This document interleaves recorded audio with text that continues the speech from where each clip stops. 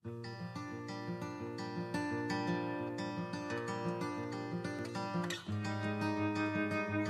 is March the 14th. Why did God make laws for us? Let's find out together as we study the book of the law in Exodus.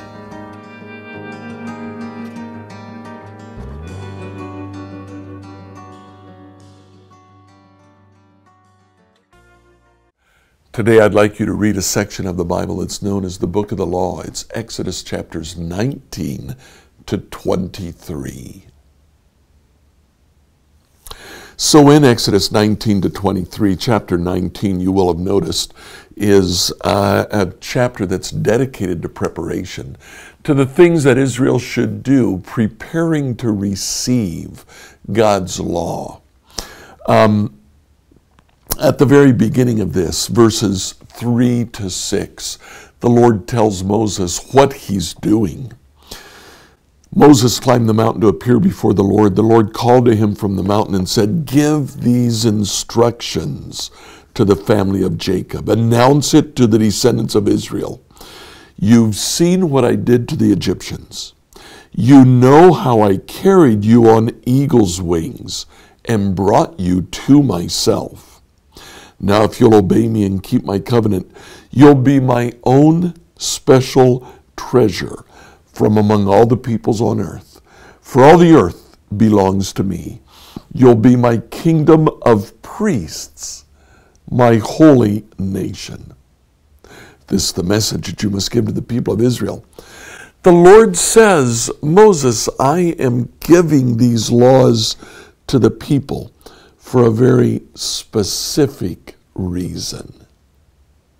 Now, as he gives the law, we notice quickly in chapter 20 is different from chapters 21 to 23. Chapter 20 is what we call apodictic law. Thou shalt not. Don't do this or do this. Starting in chapter 21, we get casuistic law. It's the difference between teaching law and case law. Case law, if this happens, here's what you need to do. So we get those two kinds of law. It is interesting that outside of Israel, apodictic law, teaching law, the command simply an absolute, don't kill, don't covet. Those laws are unknown outside of Israel. Israel is an innovator in that. Every place else, it simply says, if you do this, then you should do that. The second thing that we note, we have in chapter 20, what we call the Decalogue. The Decalogue is Latin for 10, deca, log, words. In Latin, it is not the 10 commandments, it's the 10 words about God.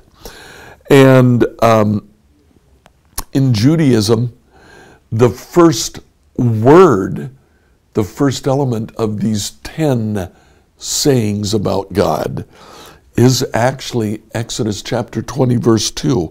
It's not even a commandment. That's why the Jews in the early church didn't refer to this as the 10 commandments. Instead, it was the 10 words. Exodus 20, verse 2. I'm the Lord your God who rescued you from the land of Egypt, your place of slavery. We know the first commandment as Exodus 23. You must not have any other God but me. And then the second commandment, you must not make for yourself an idol of any kind.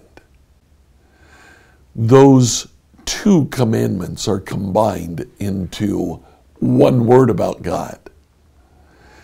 So the first word about God, this is who I am. I'm the God who brought you out of Egypt. The second word about God, there's nobody else but me. Don't have any other gods before me. Don't make a graven image and put it in front of you saying this is our God. The rest of them, commandments 3 through 10, are the same words, 3 through 10. Now, in the Decalogue, we notice an initial 3 statements about God: who he is, there is no other, his name, his presence is to be sanctified, kept holy. His day is to be observed. Then we have 6 commands about man. That kind of harkens back to what Jesus said when he's asked what the 2 great commandments, or what the great commandment is. He says, love God, words 1 through 4. Love man, words 6 through 10. We started this devotional with a question. Why did God give us these laws? The bottom line is God gave us these laws so that we would know how to build relationships. Relationship with him, and then relationship with each other. The purpose of the law is not to set barriers or restrictions on us. The purpose of the law is to show us what we need to do to build a good, positive relationship. First with God, then with others. As you finish up today, think about that. Is there anyone that you need to repair a relationship with?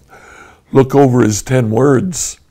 Maybe there's something there that might help you as you examine yourself.